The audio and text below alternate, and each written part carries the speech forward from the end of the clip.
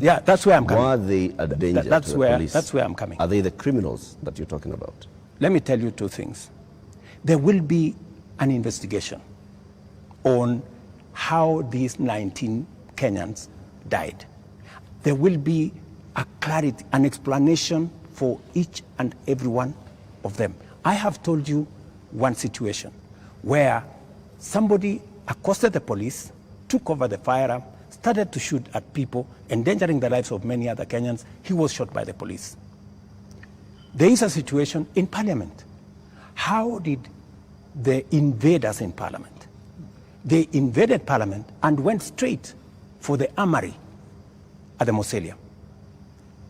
They went straight at the armory at the Sergeant at Arms office. Those are the investigations that we will get into, and a proper explanation will be given to the country. Are weapons lost? What I am saying... Are the weapons at the armories and the Mausoleum and inside Parliament? That is why there will be an investigation of how these armories were attacked and how did these people know that there was an armory in Parliament? Mr. President, you may not believe the Kenya National Commission on Human Rights, but surely you would believe your own deputy who has said there's been a return to extrajudicial killings and abductions, contrary to what you and him promised the people of Kenya. Let me tell you, I am the president, and I speak for the government of Kenya, right? And so this is what I'm telling you. I made 3 commitments. That I will make sure the police is independent. And I did that on my first day in office. Number 2, I said there will be no extrajudicial killing in Kenya. I have kept my promise. Number 3, I have told you that if there is any arrest by the police, that does not amount to an abduction.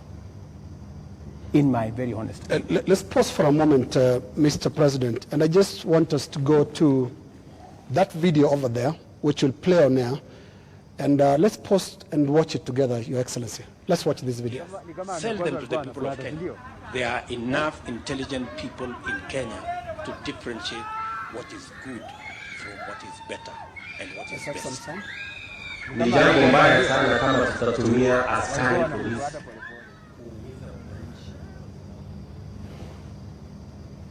hapo na maoni tofauti ya kisiasa. And waeleza ya kwamba these people don't understand the damage they are doing to the people and the economy of Kenya. All right. All right. Yeah, yes, the video in contention here was recorded earlier today. Yes. That of former MP Alfred Keter being abducted in broad daylight. Mr. President, before you even talk about the entire incident, the children were screaming, and a sound that we believe belongs to the wife was also heard, screaming in distress. How does that make you feel? 3 things. I have told you, I made a deliberate decision to make sure that the police operate independently. That's number 1. Number 2, I have told you, if the police summon Linus Kaikai, and Linus Kaikai refuses to go to the police, are the police not entitled to come and look for you? When the police come to arrest you after they have summoned you and you didn't show up, is that an abduction? So let's have this as a confirmation. That no, I'm just asking you. Let's have this as a confirmation, Your Excellency, that Alfred Keter was summoned by police. He refused to the police have respond to issued the a summons. statement. I would suggest, instead of us having a back and forth, the police have released a statement. Can you check what the police have released, the statement? And you still not answered my question. Which the was? wife and children screaming that way.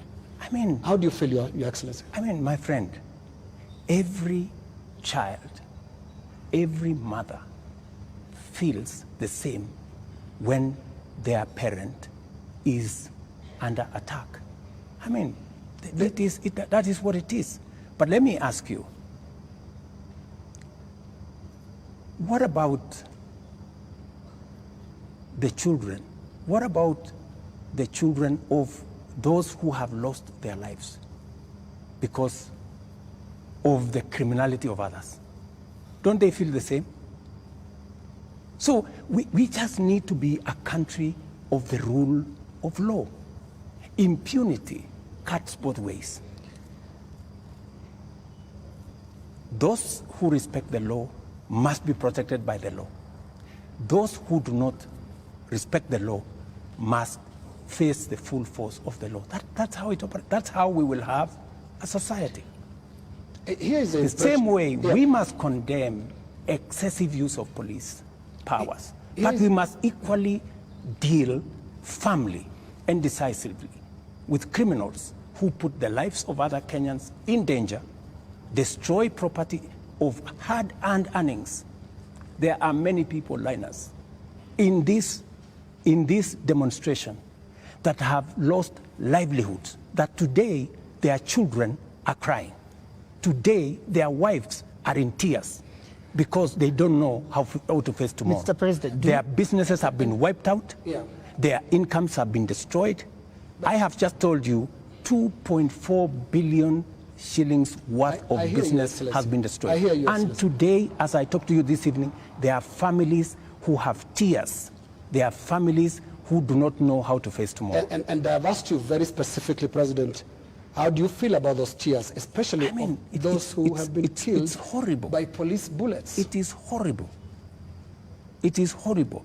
When you find a situation where people are grieving, whether they are grieving because their parents have been arrested, or they are grieving because their hard-earned earnings of many years, monies there, I have on my phone, people who are saying, I borrowed money. My whole loan has been wiped out. My whole barbershop has been destroyed. My whole hardware has been looted and burnt. And they are in tears. So I must equally work with the police to protect all these citizens. And it cuts both ways, Linus. It cuts both ways. Using the rule of law. Absolutely. Let me take you to just step by step. Absolutely, the rule of law. The rule of law says. The rule of law requires the police to investigate a matter, to, when they have sufficient evidence, present that to the ODPP. The Director of Public Prosecutions takes people who are culpable to court. That's the journey in the rule of law, Mr. President. In the case of 39 people who have been abducted, and the abduction here, we're using it deliberately because of the manner in which the people have been arrested, like we've seen in the case of Alfred Keter.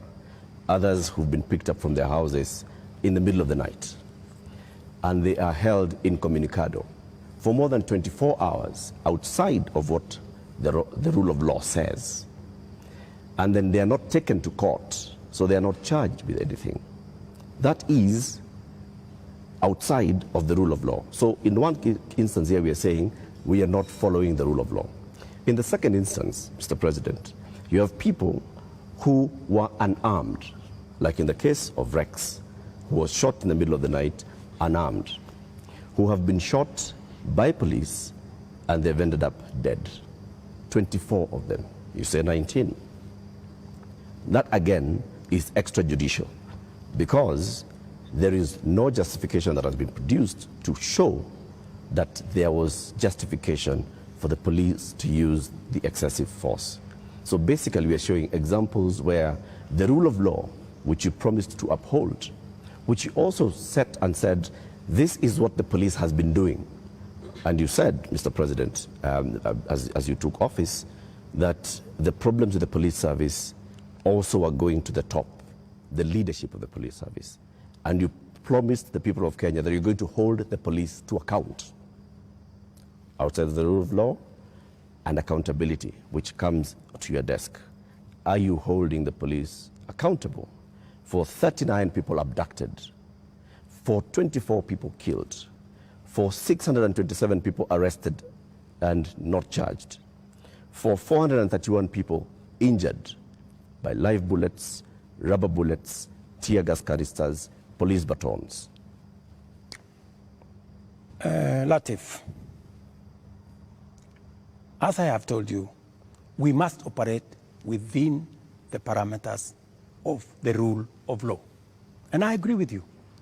The police must never act outside the framework of the rule of law. They must do that which only the Constitution and the law allows them to do. And it is very clear that any operation of the police outside the parameters of the law, the police will be held to account. Whether it is holding citizens beyond the stipulated time, but I must be thoroughly clear to you. When police arrest somebody, there is a constitutional timeline which they are allowed by the law to hold that person. 24 hours. That does not amount to an abduction. 24 hours. In my opinion. A case in point is what has just been said here about what happened earlier today. And you guys clearly said in this conference that was an abduction. I mean, it's just clear now that it is not an abduction. They are not This is an arrest. And the police have come forward to say, this is the situation, we have arrested this person, and it is just good for us to all of us follow the law. And I agree with you, the police must act within the law. But let me ask you one question also, Latif. I have never, in this conversation, which is now 20 minutes in, are you guys bothered about the fact that Parliament was burnt? Are you guys concerned that millions of businesses of Kenyans, hardworking Kenyans, were destroyed? How do you feel? But it all happened. How do you feel? It all happened under your watch, Mr. President. No, but this is at the why end of we the are day, saying, this is why we are saying you sought to keep us safe. We must be even. You know, we must be even. The police have a difficult job. They have to make sure the peaceful demonstrators are protected. But they also must make sure that the criminals, and when you say criminals, you know, when I said the other day criminals, many people took offense that I was calling the demonstrators criminals. That's not. Families of the dead, Your Excellency, that is not. That's a lot of offense. Family of Rex. Rex was killed in a week when the protesters were very peaceful. The first week of these protests were peaceful. We saw protesters carrying Placards. And water bottles. Water bottles. Rex was killed on his way out of work. Let me. How do you feel? I mean, let me tell you when they hear you say criminals. I mean, are you telling me Rex is the one who burned Parliament? But Rex died without breaking anything. No, I'm just telling you. He died. You know, Rex There are criminals who infiltrated and caused mayhem. And in fact, some of the criminals are actually harmed. They actually harmed the peaceful protesters. Many of the peaceful protesters, they lost phones. They were attacked. In fact, some of the peaceful protesters were attacked by criminals, including a clear example of the one I have explained to you, that they overpowered the police, took the gun from the police, and started shooting innocent people. So we must deal with this situation globally. Mr. President. I feel for Rex and the mother. This should not happen to any child in Kenya, especially when they are engaged in a peaceful demonstration. Mr. President, the concern I've heard from the young people, because I've been speaking to a lot of them, and they said they haven't heard you in the two statements. Actually, there are more now because you have spoken in other settings apart from the two addresses you gave. They haven't heard you address them. They haven't heard you talk to these parents. They haven't heard you acknowledge that there were people who were shot by police in circumstances that did not warrant that. Are you saying you haven't seen anything that bothers you about how police responded to these protests? I am very, and and in my first statement, I clearly said that innocent lives were lost. In my second statement, I said the same. There were innocent lives lost. But also equally, as a person who is responsible, I must think about those who are suffering because they were innocent, but I must also be concerned about those who are suffering because criminals cause them immense harm. And that is the balance that I need to be able to lead a country. I must protect everybody. I must protect the protesters, and I must be concerned about their lives. I must also protect innocent people who become victims of criminals who take advantage of a peaceful, democratic process that goes on in our country. Do you feel that you protected all those people in the last couple of days, whether it is people who have businesses, whether it is Parliament, whether it is the people who lost their children? I did my best. If I hadn't done what I did, things would have been much worse. In fact, many people ask me, Mr. President, why did you call in the army? I mean, what choice did I have? I mean, it would have been very reckless of me in the face of the kind of harm people had gone through, the 19 lives that were already lost, in the face of a burning Chief Justice office, Parliament, and the rest of it. I mean, it would have been very reckless of me not to mobilize every arm of government and every arm of our security agencies to protect the country and to protect lives. You acted as Commander-in-Chief. You also acted as President, Head of Government, and the person who took the sword and promised to protect the people of Kenya. You chair the National Security Council, which brings in the head of the police, the head of the intelligence, the head of the military, and cabinet secretaries in those dockets. Did you have information prior to Tuesday that there was going to be infiltration of the peaceful demonstrations by the criminal elements that you've talked about more than once? And if you did, what did you do about it? We had information, and that is why we prepared in the manner in which we did. If we hadn't prepared in the manner in which we did, we would not be counting 19. We would be counting different numbers. Okay. And I am telling you that the level of mobilization by criminals was heavy. In fact, many of the peaceful protesters, many of the young people, very well-meaning young people, left the town by 10, maybe 11, because they realized, and in fact you could hear them in their zelo. They were saying, guys, this is not our group. Let us go. Let us leave. You could hear them. It was in public domain that the peaceful demonstrators all of a sudden realized that the whole thing had metamorphosed into criminality. So there were criminal elements that basically hijacked. So Tuesday, Wednesday, Thursday, Friday, Saturday, it is Sunday. Mr. President, how many people are in custody on account of this? Those who you said they conducted treasonous activities, there were criminal elements. You will see them in court tomorrow. How many people are in custody? You will see them in court tomorrow. The police know what I have a ballpark brief by the police that they have enough people. They have actually, because in Kenya nowadays, you cannot commit crime and get away with it. Those who attacked Parliament are on CCTV. Those who attacked the judiciary are on CCTV. Those who attacked everywhere, those who destroyed people's shops are on CCTV. Many of them are on the run, but we will catch them. Similarly, Your Excellency. Are the funders similarly, Your and Excellency. in Similarly.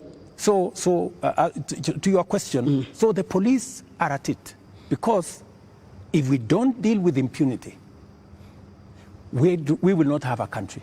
Now, similarly, Your Excellency, you speak of them, protesters being on CCTV. Not the protesters, I'm saying the criminals who attacked Parliament. Right. Now, every policeman also, without uniform, conducted an abduction, has also been captured on camera. Those who captured Shad Kiprono were captured on camera. Those who captured Alfred Keter today were captured on camera, and a number of other such incidents similarly, so that because I can hear you balancing. Yes, that's correct. Yes, are we going to see action against the killer cops, or were they doing what you are saying you had to do to prevent this from being bad? Any killer cop who went beyond what is provided for in the law, action will be taken against them. But to your question, are you telling me, Linus, that a police officer becomes only a police officer when they are in uniform? No. Police officers can identify themselves even when they are in civilian. So, and when a police officer comes to you and says, this is my ID, I am police officer, you are under arrest for the following reasons, that is legitimate. You cannot tell me that because they were in civilian, then what they did was wrong. And you know that's not what they do. And that's not what they did to Alfred Keter or Shad Kiprono. Were you there? We have the CCTV footage. It's there. I would suggest, Linus, that we be fair to the police as well. Mr. And I have given you my word. Any police officer who does anything beyond the provisions of the law know the consequences. Just as any citizen who also participates in actions that are outside the law, they also know the consequences. And it is our responsibility to make sure that security agencies act in accordance with the law. As citizens, we act in accordance with the law so that we can have a law-abiding, rules-based, rule of law-based country. As things stand now, Mr. President, are you satisfied with how the police handled this whole matter? I think the police have done the best they could. If there are any excesses, we have mechanisms to make sure that those excesses are dealt with. Let's wrap it this way, Your Excellency, on that topic. You have absolutely no regrets about the abductions and no regrets about the killings? Those are your words. Those are not mine. They're also your deputy's words. Don't put words in my mouth. They're also your deputy's words, and it's part of your government, because it's so scary, Mr. President, sitting there and telling the whole country that from this moment on, we should not believe what your deputy tells us about the state of the nation until you speak. Yet we all thought that you're part of the same government. Don't inject my deputy into this conversation. I think it is not fair, since he's not here, to tell you in what context he said whatever he said. I think it is not proper to discuss the deputy president here, and he's my deputy. Please let me deal. But have you asked him that you had a press conference? Deal with the issues as they are now. I think being personal and going that direction does not help. I wish this was personal, Mr. President, but it's a really serious national issue that right after you spoke, your deputy told the whole world that he was informing us that extrajudicial killings and abductions had returned to this government that he's part of. How surely can that be personal, Mr. President? I am sure that if you interview the deputy president, he will answer that appropriately. You haven't asked him? You can take it from me that extrajudicial killing will not be part of an administration that I run. I can say that without fear of any contradiction. Yes, in the interest of moving this conversation forward, Your Excellency, I want us to look into the last 2 extraordinary weeks that this country has had. Protests that you called tribeless and some of your aides called leaderless. But protests that are led by young people who are unhappy with how you've run this country for the last just under 2 years now. But the question they have as they look at you and watch as you speak today, Your Excellency, do you get it? I get it. Let me tell you, my good friend Linus, what we are facing today is not a product of 2 years. What we are facing today is a product of many years. We've had a problem, a youth bulge a demographic challenge as a nation, which we have ignored for very long. For the first time, I have decided that I am going to be deliberate, I am going to be intentional on tackling the challenge of young people and unemployment in Kenya. First time, there is an administration that thinks about the young people. Let me give you 3 examples, maybe 4. Well, let's keep it within the 2 weeks, please. No, it's okay. It's the 2 weeks. Yes. But don't look at the 2 weeks in isolation. The young people we have in the street did not happen in the last 2 weeks. They were not born when I became president. They were not jobless when I became, they did not become jobless when I became president. But I want us to... These are young people who over the years, we have close to 4.5 million young people who are out of school, out of college, with degrees, certificates, diplomas, without jobs. And that is why I have done 4 things. Number 1, when I pushed the housing program, it was not about the houses, it was about the jobs. Today, as I talk to you, Linus, we have 160,000 young people working in different parts of Kenya under our housing program. In Mukuru here in Nairobi, and I challenge you, Linus, to go there tomorrow, there are close to 4,000 young people working who were jobless. Number 2, I have a whole program on digital jobs.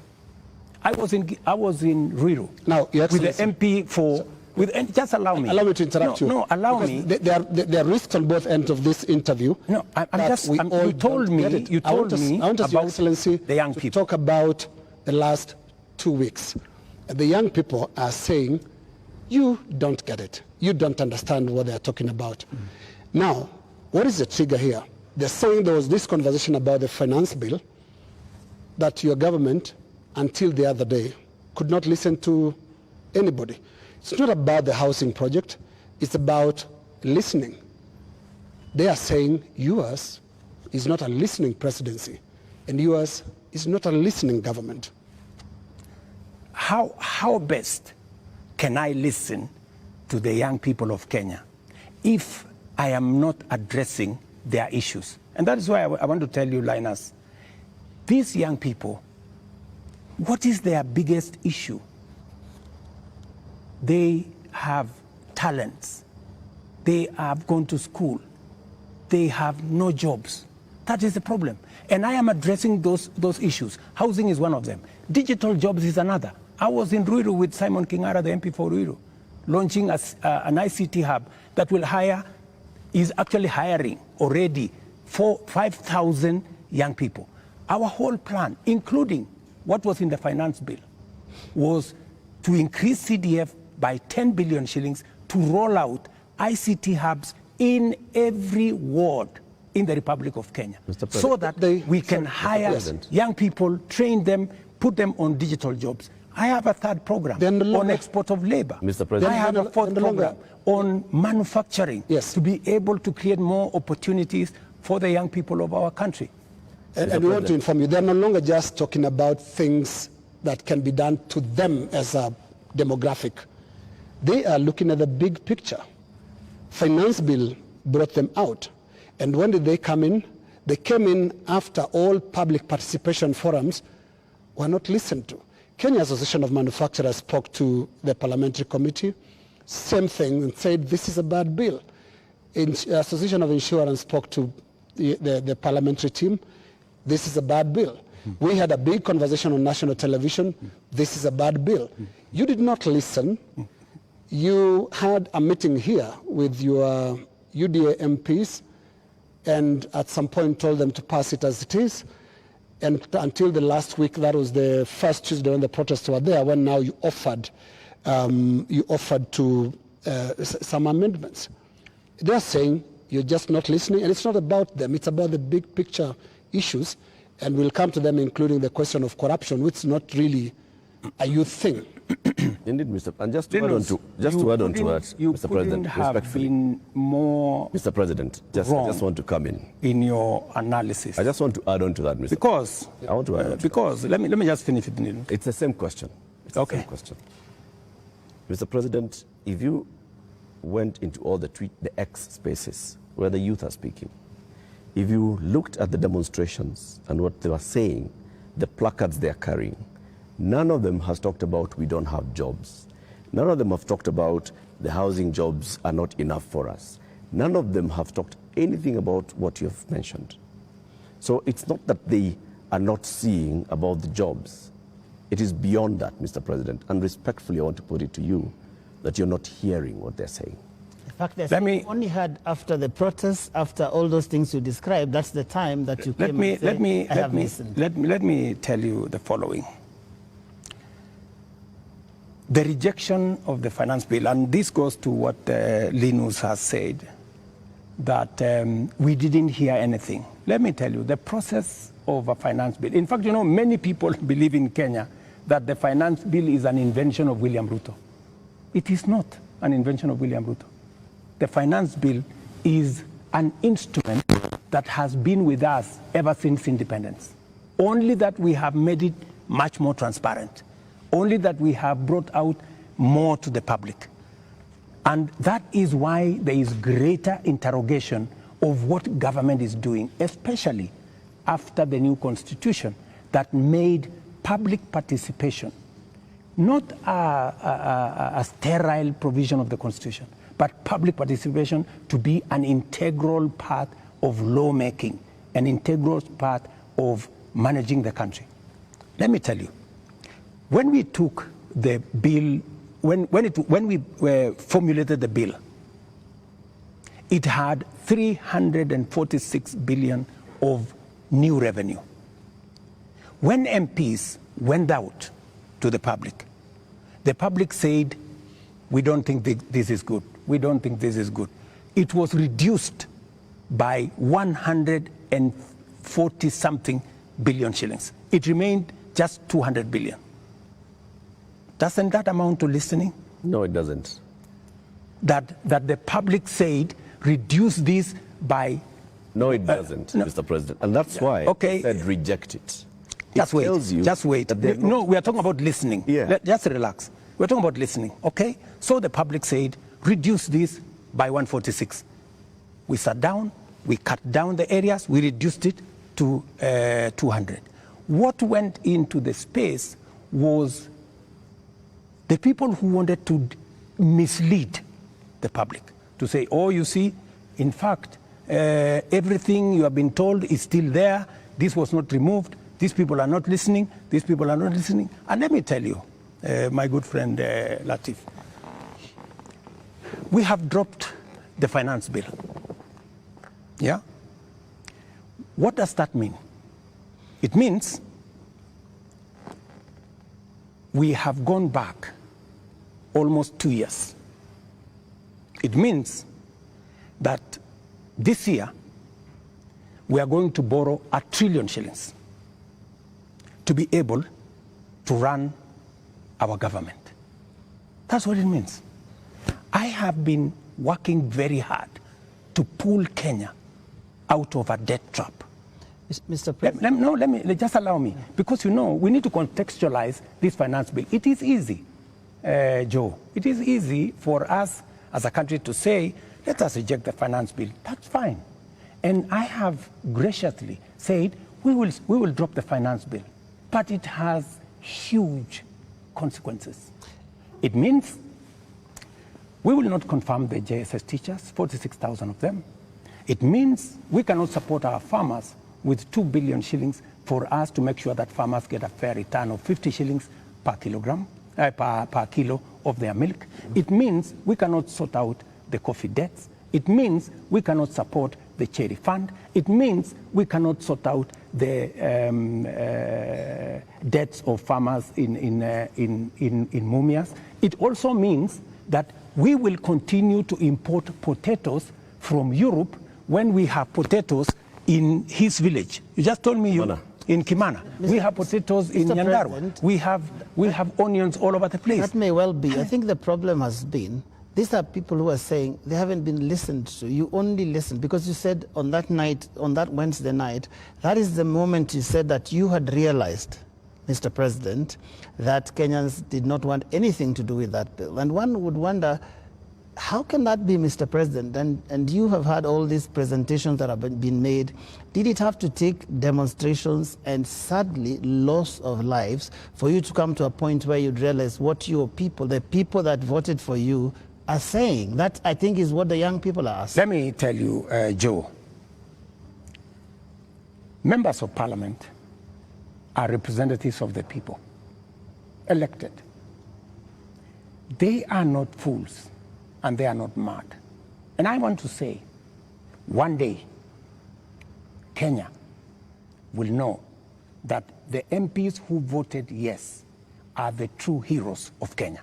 Those are the people who saw the opportunity for us to unchain our country from debt trap and take our country to the future.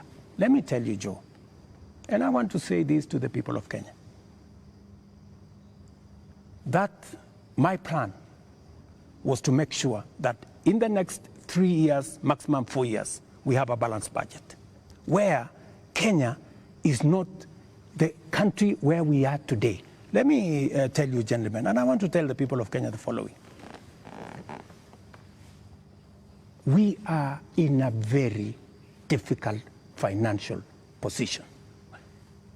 This is something that the people of Kenya must understand, and that is why I am happy that we have a crisis.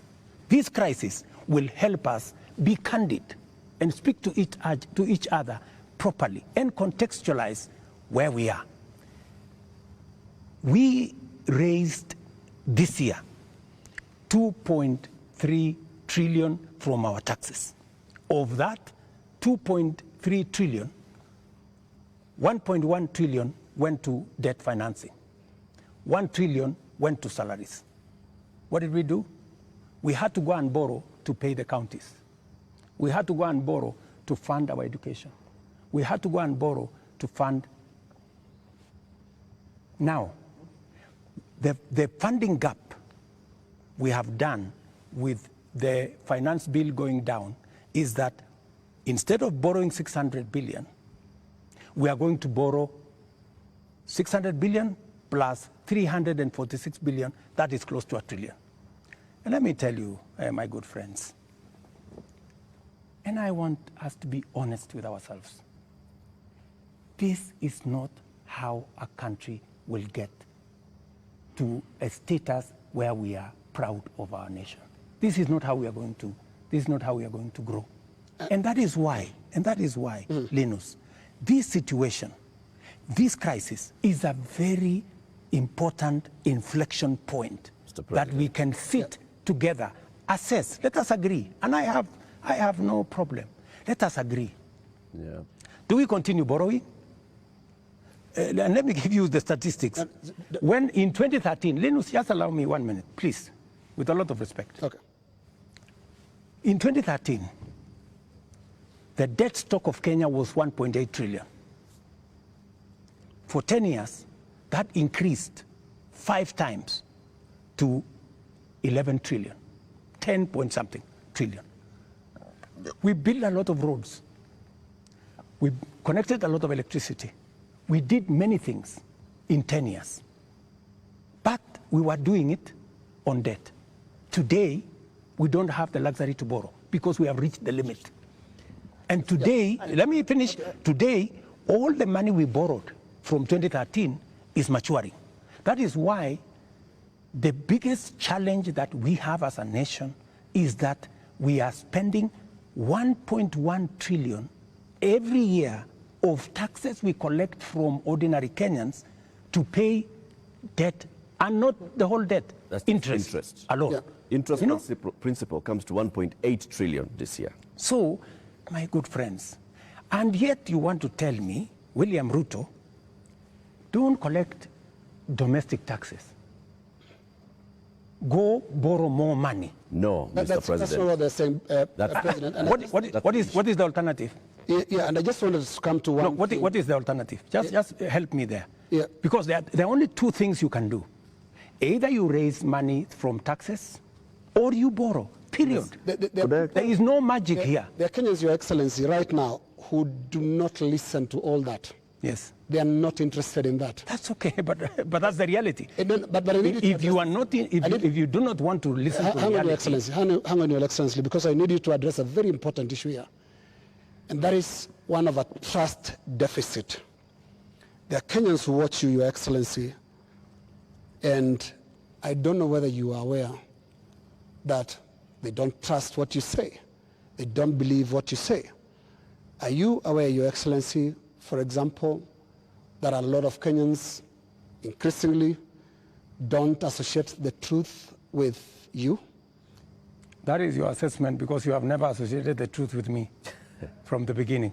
No, there's quite a number of Kenyans. No, I mean, that is your We asked people before we came here this that's the evening. assessment. Yeah. And many of those that responded to me directly and to even our platforms, on KTN News, on Spice FM, on NTV, on Citizen, and we were asking them, what question should we ask the president this evening? And the one thing that many of them were saying is, when will he stop lying? So it's not Linus. Can you tell us the truth this time? Let me say the following. I told the people of Kenya that I would reduce the prices of fertilizer from 7,000 to 2,500. I don't know how that is a lie, because they buy it at 2,500. Okay. I told the people of Kenya we're going to have a housing program. A housing program is underway in Kenya. I can tell you, Linus, that whether you believe me or not, facts will not change. Yeah. And Facts are not changed by who says it. And allow me Facts to are step back a bit, Your and Excellency. facts are very stubborn. Allow me to step back a bit. Yes. And what I'll do is we'll play clips, just a little combination of clips of yourself speaking not too long ago, and I want us to listen to that. I'll stand out of the way because you said it's me that doesn't associate the truth with you, and I would like you to respond to yourself, to the clips that we are going to play. But you see, Linus. Let's watch that, Your Excellency. I think, Linus, Yeah. you don't bring clips that are in a biased way.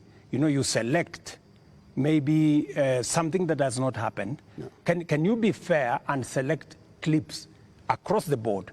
What I said and has been done, and what I said and maybe has not been done. Are there things So let's watch that. Maybe you can watch that. Yeah. Waeleze ya kwamba these people don't understand the damage they are doing to the people and the economy of Kenya. Kwa hii taxes wanaongeza usiku na mchana. Na mimi nataka niwaulize watu wa hapa Manga, tafadhali, mkiona tumesimama hapa mbele yenu, tunawaambia ya kwamba tutengeneze hiyo serikali inakuja ambayo inaelewa lugha ya mwananchi wa kawaida. If you have good ideas, why do you need the police? Why do you need blackmail? Why do you need intimidation? If you have better ideas, sell them to the people of Kenya. There are enough intelligent people in Kenya to differentiate what is good from what is better and what is best. Ni jambo mbaya sana kama tutatumia askari polisi kuumiza wananchi wasio na hatia eti kwa sababu wako na maoni tofauti ya kisiasa. Waeleze ya kwamba I agree with that. It is not fair to use the police to harass citizens who have a contrary opinion. And that is perfect. That's what they're accusing you of I still doing believe now. that. That's what they're accusing you of now, Mr. President. But you don't tell me that... Keter. What is the problem with Alfred Keter? Yeah. Is that a contrary opinion? No, it's not a contrary opinion. I mean, the police have said why they arrested him. It is not because of me. I didn't give any instructions. I didn't even know what was going on. Let me tell you, Linus, I am a very clear-minded person on what I say. When it is the police, I have said, many of the people who opposed me, many of the people who were very scared about what I would do when I become president. Even the people who did worse things against me, I have never gone after them because I don't believe in settling political scores using the power of state or using the police. Let me also say the following. When I talked about the taxes that I was campaign trail, yes. I was addressing in the campaign trail, it was very obvious that when at that time we were in subsidies, that did not make sense. It is because I removed the subsidies and I changed and put production support. That is why today the price of unga has come